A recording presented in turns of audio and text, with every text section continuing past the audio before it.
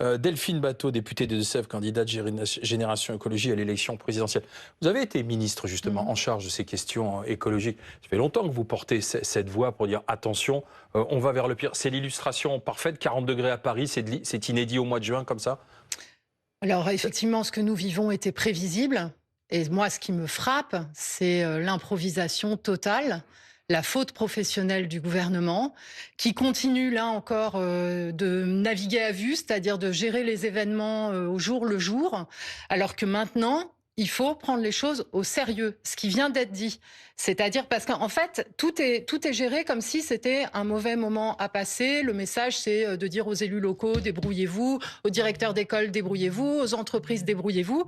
En fait, cette vague de chaleur n'est pas terminée.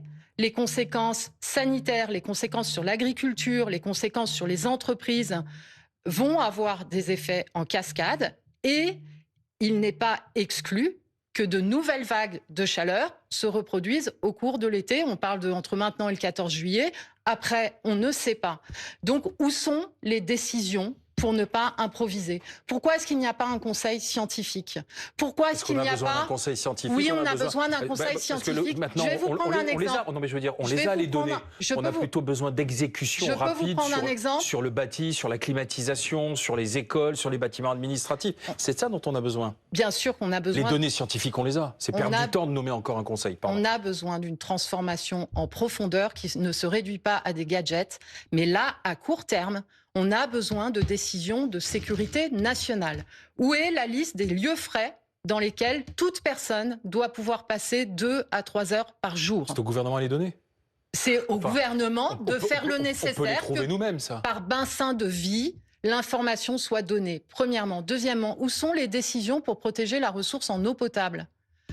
Ce qui est en train de se passer va avoir des conséquences sur l'agriculture qui sont catastrophiques.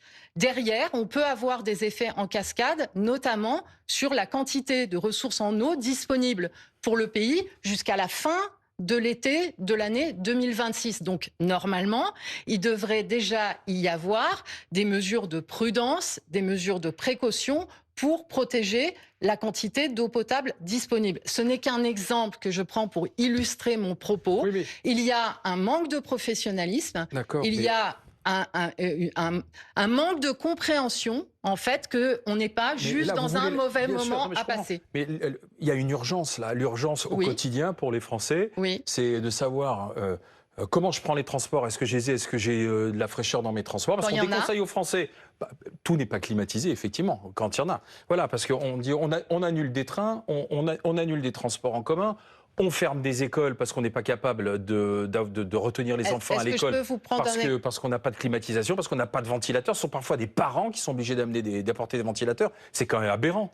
Donc l'urgence avant le conseil scientifique, c'est de régler au quotidien les problèmes au quotidien. Oui, mais je pense d'abord qu'il faut remettre la science au centre des décisions dans notre démocratie. Ça, c'est la première chose. La deuxième, pour rebondir sur ce que vous venez de dire, je viens d'apprendre que dans ma région, il n'y aura pas de TER jusqu'à vendredi inclus.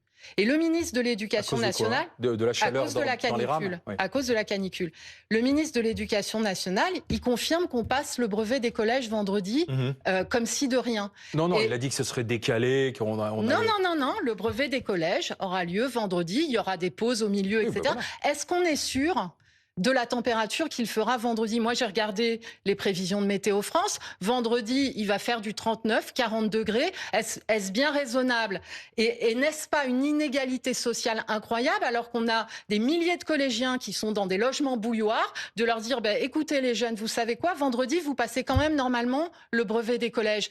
Excusez-moi, ce n'est pas responsable et ça illustre ce que je suis en train de dire sur l'improvisation qui est celle du gouvernement. On est dans l'improvisation, mais on peut pas. On se heurte toujours aussi au problème d'administration, aux décisions centralisées. On peut pas aller plus vite. C'est pas possible. Alors, si vous m'interrogez là-dessus, moi, je suis pour changer entièrement le système normatif en France.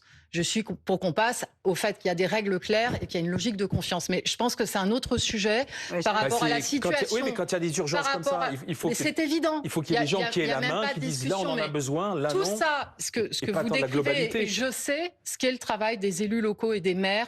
Et je salue notamment les maires ruraux qui sont comme vous au charbon, sur le terrain, pour protéger les habitants, prendre soin des personnes âgées isolées, essayer de faire le nécessaire dans les écoles. Ce que je dis, c'est que les crèches, la manière dont on essaye là, en urgence, de se débrouiller, pouvait être évité. On pouvait anticiper ce qui se passe. Par exemple, sur les écoles à Paris, il y a un rapport en 2023 d'Alexandre Florentin et de Maud Lelièvre qui disait que la priorité numéro 1, c'était l'adaptation au changement climatique des écoles. C'était le rapport Paris à 50 degrés. Donc maintenant, on doit effectivement faire le nécessaire. Il faut prioriser. Il faut prioriser. Oui, il faut prioriser, mais d'abord, arrêtons de casser ce qui existe. Est-ce que ça manque d'empathie, tout ça, vis-à-vis des Français ou des 60 millions de Français qui sont dans le rouge, sous la canicule ou pas? Est-ce que le gouvernement fait la sourde oreille aux demandes ou pas, Madame Batho? Le gouvernement a fait preuve d'une faute professionnelle dans l'impréparation face aux vagues de chaleur en général et dans la gestion de crise de celle-ci, parce que quand on est face à un événement extrême de cette nature, tout se joue au début dans la capacité d'anticipation.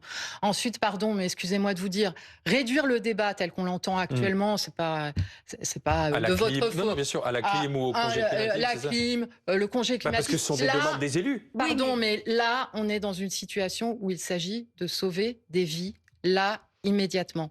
On n'est pas dans le futur débat de la campagne présidentielle. Moi, c'est ça ma préoccupation. C'est la première chose. Donc, il y a des décisions immédiates à prendre qui sont des décisions de sécurité civile. La deuxième chose, c'est que par contre, le gouvernement serait bien inspiré d'arrêter de casser les outils qui existent. Le fonds vert qui paye les travaux dans les écoles, par exemple, dont on parlait. MaPrimeRénov', il y a combien de dossiers en souffrance de gens qui auraient pu faire leurs travaux d'isolation de la maison, et les dossiers sont encarafés dans les services administratifs. Et la troisième chose, c'est l'ADEME. Donc l'ADEME, c'est l'agence qui aide les collectivités locales, les entreprises à faire les actions et les travaux de transformation. Le gouvernement prévoit de la démanteler le 7 juillet prochain. Et donc moi, je demande au Premier ministre Sébastien Lecornu de renoncer au démantèlement de l'ADEME, là, immédiatement.